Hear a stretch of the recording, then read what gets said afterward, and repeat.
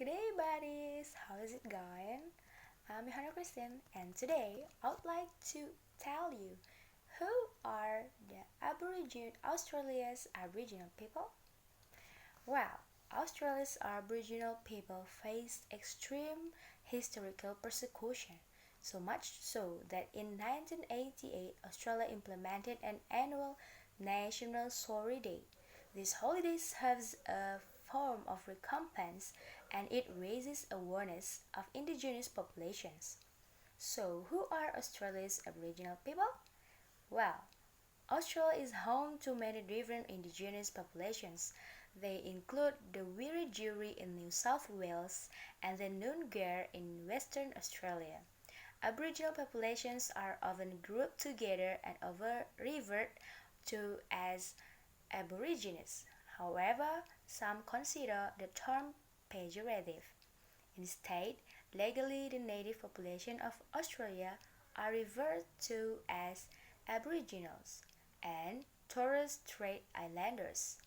Some also prefer regional terms like Kauri in New South Wales or Muri in Queensland. Recently, a genetic study found that native Australian people may have left Africa up to 75,000 years ago, likely representing one of the oldest continuous populations outside Africa. For centuries, they thrived in Australia, usually nomadic societies. Some developed distinct tools like the boomerang, used for hunting, and the didgeridoo, a musical instrument which is still popular today. Their extensive legends and oral traditions are sometimes referred to as dreaming and help explain their way of life and the world around them.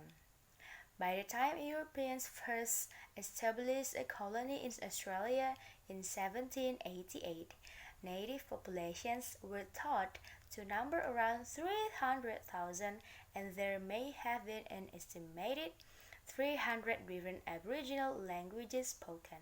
However, with the subsequent colonization of Australia, new diseases, violence spurred by racism, and oppressive land use policies devastated many of traditional societies. Currently, Aboriginal people account for just 3% of the Australian population. Only about 75 Aboriginal languages still remain and many are in danger of dying out completely. Up until several decades ago, Aboriginals and Torres Strait Islanders faced extremely racism and government encouragement on their territories. Many were not given Australian citizenship nor federal suffrage until the mid 20th century. Also, during that time, the Australian government supported forcibly taking Aboriginal children away from their parents. The reason for such policies varied, but many claim it was for child protection and resocialization. The children taken away from their homes were eventually known as the Stolen Generation and were often raised to be domestic servants and laborers. The government has been has since formally apologized for their part in creating the Stolen Generation, and National Sorry Day is specifically in honor of them. Although in modern times there has been a huge change in the government's attitudes towards Aboriginal people, high rates of unemployment, poverty, crime, and health problems for the population persist.